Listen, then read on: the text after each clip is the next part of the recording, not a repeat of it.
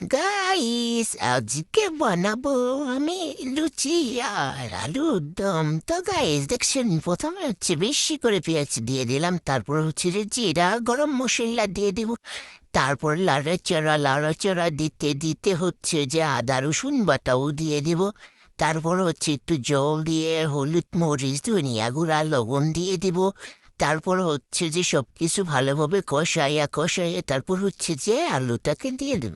তো গাইস আজকে আলুর দমটা আমি শুধু আলু দিয়ে রান্না করতেছি না, আমি কিছু পরিমাণ কলিজাও দিয়ে নিয়েছি এর ভেতরে।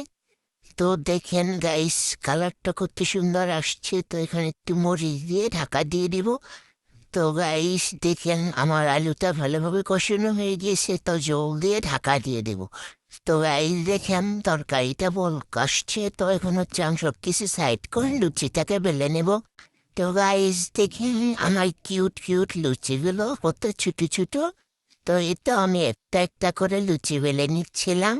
তো প্রায় অনেকগুলো লুচি বেলা হয়ে গেলে তো গাইস তরকারিটা হয়ে গিয়েছে, তো এখন আমি নামাই নেব, তারপর হচ্ছে যে লুচিটাকে আমি ভেজে নেব। তো এইটা গাইস দেখেন আমার লুচি কত সুন্দর টকটকে লাল হচ্ছে। তো এই তো আমার লুচিগুলো সুন্দর মতো হচ্ছে। তো এভাবে আমি সবগুলো লুচিকে ভালোভাবে ভেজে নেব।